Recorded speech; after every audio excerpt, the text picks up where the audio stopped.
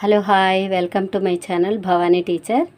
ఇప్పుడు నేను పప్పుచారు పెడుతున్నాను. పల్చగా సమ్మర్ కదా, పల్చటి పప్పుచారు పెడదామని ఒక కప్పు కందిపప్పు, ఒక ఉల్లిపాయ, ఒక టమోటా, చిన్నవి కాబట్టి ఒక 15 పచ్చిమిర్చి వేసాను అనమాట. పెద్దవి అయితే 1-8 అయితే సరిపోతాయి. ఈ పల్చటి పప్పుకి ఇలా వేసుకుని దీన్ని ముందు చిటికెడంత ఆయిలు,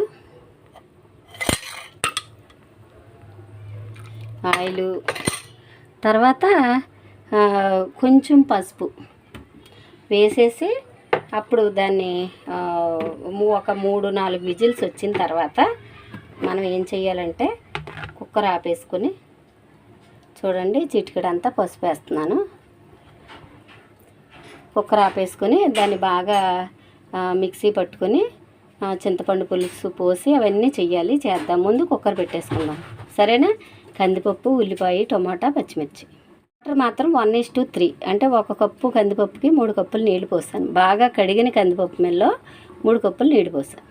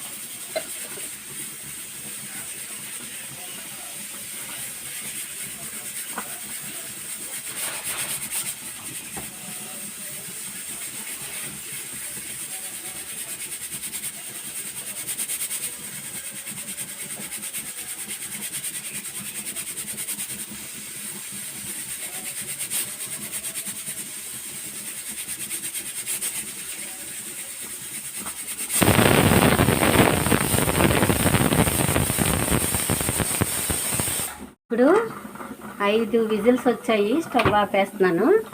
ఆపేసిన తర్వాత కొంతసేపు కూల్ అయిన తర్వాత విజిల్ వచ్చేసే టైంలో మనం పప్పు ఓపెన్ చేసుకుందాం. ఇప్పుడు విజిల్ వస్తుంది కాబట్టి మనం ఏం చేద్దాం అంటే పప్పును రుబ్బుకుందాం. పప్పు రుబ్బుకుని దానిలో ఏమేమి వేసుకోవాలో చూపిస్తాను నేను.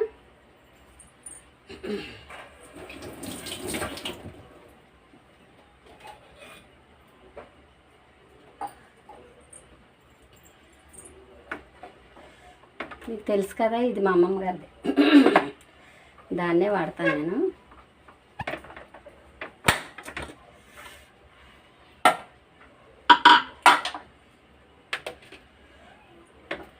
ఇలాగా చక్కగా ఉడికిపోయింది. దీన్ని రుబ్బేస్తాను. ఇప్పుడు రుబ్బేటప్పుడు మనం ఏం చేయాలంటే కాస్త ఉప్పు, కారం వేసుకోవాలి.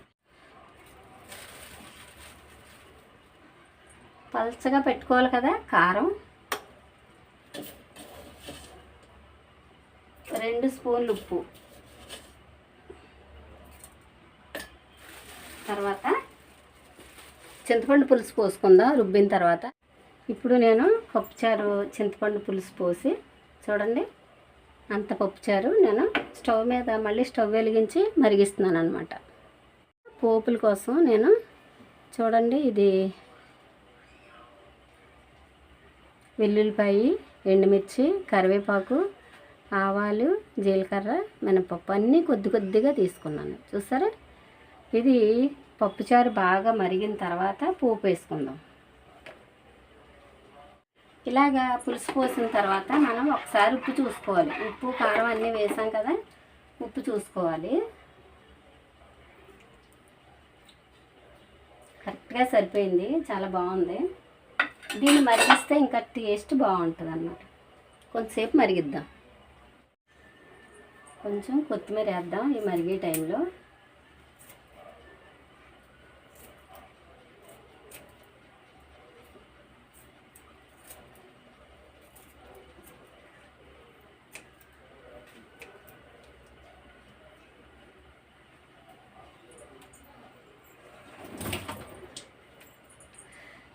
అండి ఎంత పలచగా ఉందో, కానీ టేస్ట్ మాత్రం చాలా బాగుంటుంది. కొంచెం మరుగొచ్చింది, మరుగు వస్తుంది నెమ్మదిగా. ఒక 5 మినిట్స్ అయితే కంపల్సరీ మరిగించుకోవాలి. ఇప్పుడు పప్పుచారు ఇలా మరిగిపోయింది కదా, మనం ఏం చేద్దామంటే దీన్ని పక్కకు తీసి పెట్టుకుని పోపు కోసం ఒక డిష్ పెట్టుకుందాం. దానిలో ఆయిల్ వేసుకుందాం. ఆయిల్ వేసుకుని పోపు వేసుకుందాం.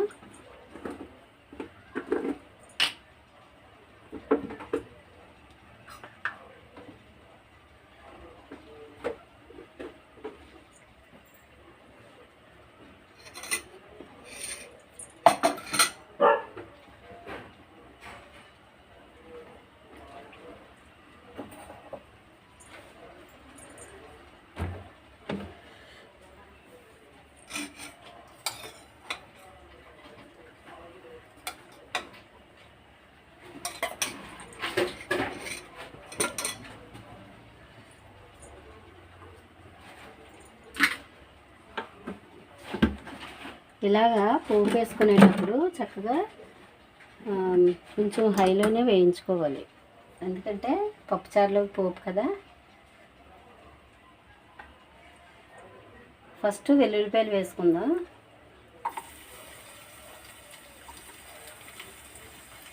తర్వాత ఇవి మనం తీసుకున్న పోపులన్నీ వేసేసుకుందాం.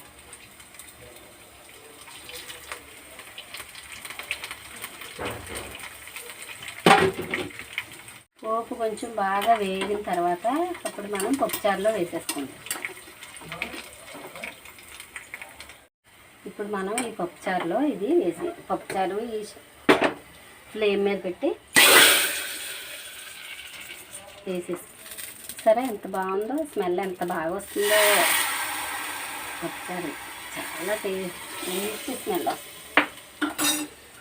ఇప్పుడు మూత పెట్టేసుకొని 2 మినిట్స్ అలా ఉంచేసి తర్వాత మనం సర్వ్ చేసుకుంటే ఎంతో టేస్టీ చక్కటి పల్చటి పప్పుచారు రెడీ.